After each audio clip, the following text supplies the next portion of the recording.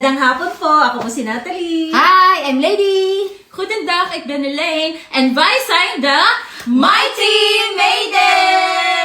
For today's topic is about childcare and family and how to raise the family. Child culture, no? Yeah. Dutch culture Dutch for culture family. while raising. Yes. So, nakarelate ka.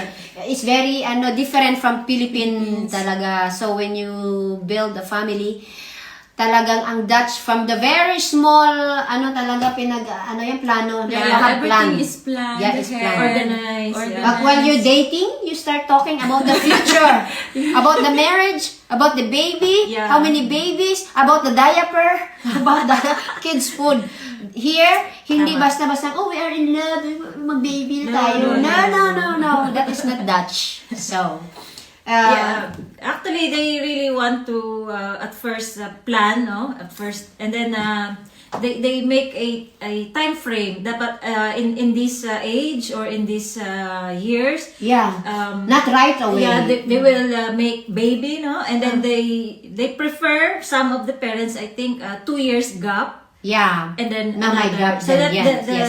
usually they decide to have 2 kids or 3 na pinakamarami na yan. They Yes. think ahead. Yeah, Yes, they they think think ahead. ahead. And they want that 2 children will grow together. Yeah. They don't prefer. Sick here, you just call the doctor, even simple And you don't have to pay You don't- anything yeah, in basta the may insurance hospital. ka. Even the people that goes in the house, they will Yeah. will assist you with free When no charge. you give birth, how many weeks the cramsark, yung parang nurse, ano ba yan? Midwife. Midwife. Yes. The midwife will come to your house bagong panganak ka here in Netherlands. Mar in France, in my experience, I stay in the hospital for a few days to take care me in the hospital. So, parang medyo iba doon sa France.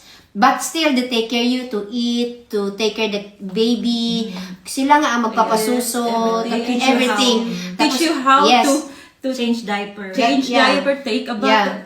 bath. Paliguan ka. My Yes. cramsark, she shower me in Netherlands because my girls are in France. They born in France. My youngest son born here. So, I know the difference. So, maganda ang cramsarks. 2 weeks to? 2 weeks. 2 weeks, yes. 2 weeks, they stay in your house every day. I don't have child. That's why I cannot Yeah. relate. But Yeah. I have ideas. Yeah, about the sickness, kung mag-check up ka, di ba? It's Yeah. the same yung about sa insurance. Kasi, you really need to have that, di ba? Para less ang babayaran. Marami din tayong kababayan na walang papel, but they have here, I think, the Red Cross. Yeah, there's a World Women's Organization that they help sick and Oo, pregnant women which are undocumented. Undocumented But kasi they still, they say that human rights and yeah, mahalaga kasi dito yan. They child really, rights. So they have money all from the government. Yes. And also, you will not see the kids carrying heavy bags with a lot of books. Yeah, free lahat. Free You lahat. know what's inside the bag? Diba? Lunch bag. Yung pagkain, they are not used to money. The money, no money. Natanda ko pa nung hila-hila ko pa yung yung... Walang pera dito ang mga Maleta, bata. Alam po, elementary. Some parents, if they decide to give the kids the money, that is for them. Pero they don't need to use it at school. No need. Because at school, they don't go out in the class to eat. You eat your broad, ano ba yung tawag? Bread, snacks, Lunchbox. yeah. Lunchbox with fruit. Fruits and... Sa akin, may yogurt. Yung sa anak ko, may tinapay. Lunchbox ba? Tapos may drinks na sila. Yun na, sa class na sila kakain. Yeah, ito yung may katawa na narinig ko sa friend ko Kasi bago pa sila from Philippines. Yung anak niya is like 6 years old. So, hindi niya naman alam na kailangan bread pala yung Ano yung Rice, fruit. Ano ba nung pinadala niya? Kanin tsaka rice. Alam mo, tumawag yung teacher sa kanya. Sabi niya, kung sa Tagalog pa, Uy, mother, bakit ang ulam ang padala mong lunch? Ay, rice. Hindi pwede. But Kailangan husband, bread and husband fruit. is Dutch or they don't talk Ano, maybe they are Filipino. both they're Filipino. Filipino. So They're that's new. why they are new. So, yun. Walang So, masyado. Filipino lunch. Oo, dito pa naman kasi hindi ba Adobo. uso ang Marites masyado.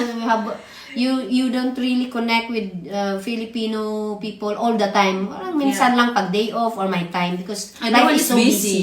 Kasi like the dentist, like me, have kids, every 6 months, the kids and me need to go to the dentist. Kaya kayo, di ba, as insurance yun. Every 6 months. May penalty ngayon, di ba? Pagka parang na-miss mo, yung penalty. Ikaw pa nagkaka-penalty dito dahil hindi ka nagpa-check up. So, Tsaka na-late ka sa appointment, What nag-cancel ka. penalty you mean? yung na-miss mo yung check up mo kasi every 6 months dapat magpa-check up. And ka what eh. is the penalty? You need to pay Yes, something? you need to pay something. You need to pay extra because na-miss mo. Pero sa amin, di kami nagpe-pay kasi dinadaan ng asawa ko sa away eh. Yun naman yan, nagagalit siya. Kami hindi nga kami ng ano, kunwari siya walang na-receive na email, pero meron naman. Daanan na lang sa gulatan, ba? Kaya wala kami penalty. Pero next time, we don't do that. So you learn your lesson. Pag may ano kayo, penalty, you learn your lesson. You need to bring the kids on time. Tapos sila ang mag-check niyan, yung mga social worker dito. Ang hirap may anak kasi someone is... Hindi ka pwede maging pabaya na parents, no? They are asking at school. Kasi pag pupasok ang kids, they are asking at school what is happening in the house.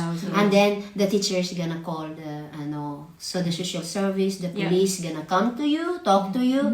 Kasi ang kids dito, you cannot abuse them. They teach them to fight for the right, no? Yeah. Yung right ng And kids. the very important is the child rights. Talaga. Yeah, child rights. Kapag goal dito ang bata, kaya may allowance na sila. They have allowance every Yeah, the allowances also, the parents should buy the clothes, Kaya, the things that para the hindi sila child na-left needs. out. Yeah. You also get money from the government. Yeah, every allowance. threats. And then if every the 3 months. government knows that you don't use that Yeah. money for the children, Yeah. They need to see at school, the teachers need to see your school, your kids have new school, New shoes, clothes. new clothes. Kasi you have allowance eh. And you need to work also to provide them. So, you don't have reason na hindi mo maalagaan ng anak mo. Yeah.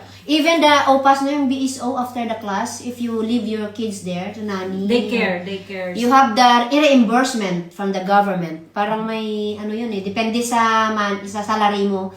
Babayaran mo yon yung per hour, ng bata mo kasi per hour per head ang bayad. Kaya ako hindi muna nag-work kasi it's expensive. Pero meron yung return tax reimbursement, ano yan? Yung, parang may Kinder to makukuha slap, ka. O may they say makukuha it's ka from a the child government. support. That they gonna pay at least 1/4 of that And or they one also half. provide something like allowance for like sports or hobbies of your child. which Hindi. is Kasi depende sa salary. Si Edie na the siya income. nag-apply. Yeah. Kasi, For low income parents. then So, you- walang reason na hindi mo madala mo ang mga anak mo sa extra activities. Sa atin, di ba, yun ang ng mga tao, no, na, ay, walang perang parents ko. Dito, no. Yeah. So, Which is good. Which is Everything is so the life organized. here is, Balance, pressured. Pero kung isipin mo, they think about it, maliit na bagay, they plan about it, and it's, Kasi sa atin, yung may kaya lang eh, pumunta oh, ng yeah, swimming, yes. ng football They lesson, hear everybody. basketball. Yeah. If you don't have money, go somewhere gonna help you to pay for you. So, government like that.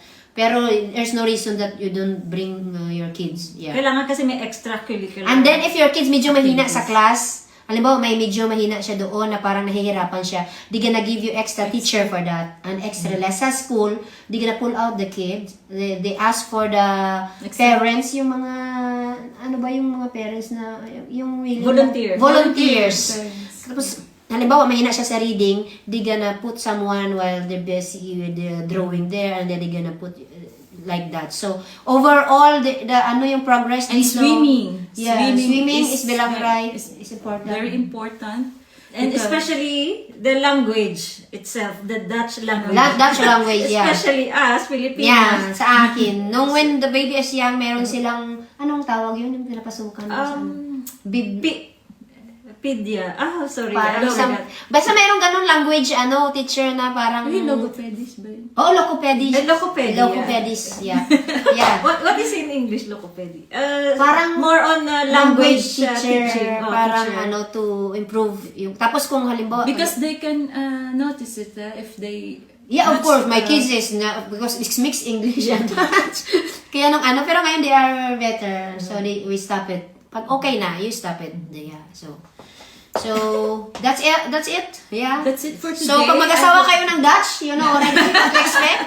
So much pressure pero need to Kailangan think about it. nakaplano. Oh, yung pagpatulong ng bata, may plan, 6 o'clock, every night, 8 Yeah. o'clock. That one too. My time the whole day kung anong gagawin mo sa kids. They have a specific routine. Yeah, specific routine. And, Yung, I think a very young age, they need to sleep in their own bed. Yeah, you sleep in your own bed. Hindi mo pwedeng, I choose because my husband is not Dutch. We choose to sleep together with my kids, Mar.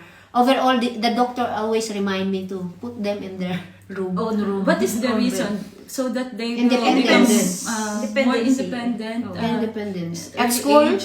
ang mga bata dito palasagot, they are not palasagot, they are teaching independence. Kasi the teachers need to teach them to their rights, may rights sila kahit bata pa sila. They should know na pag natapakan mo na yung hindi dapat sa bata, they should have the right to say it. Para sa atin, disrespect, you know. Yeah. Pero dito, it's normal. Nasya-shock ako nung una, but then I think, it's a Dutch. This is Dutch. So, Direct. Masyado silang direct. Kung ano Tapos, gusto nilang para sabihin. sa'yo, kabastusan yun, but they need to say what's inside of them. So, parang sa anak ko, talagang to, sumasagot talaga to eh. Pero, you need to balance na ganun talaga dito, iba kaysa sa atin. So, you need to be open and accept That it. is the insight about their Yeah. Family. Families, Family, children. and- children. Pero sa money talaga, sa financial help and everything, Is good. is good. Hindi kagaya sa atin kung wala talaga, no, dildil asin. No, you cannot hear, no. Dito hindi. You can eat. May pera ka o walang pera, you can eat. Here, yun ang ano ng Dutch eh. Everybody have the right, the same living. Yeah. So for today, that's all. That's all. That's all for today. See you in the next video. Yeah, see you. Bye-bye. Bye.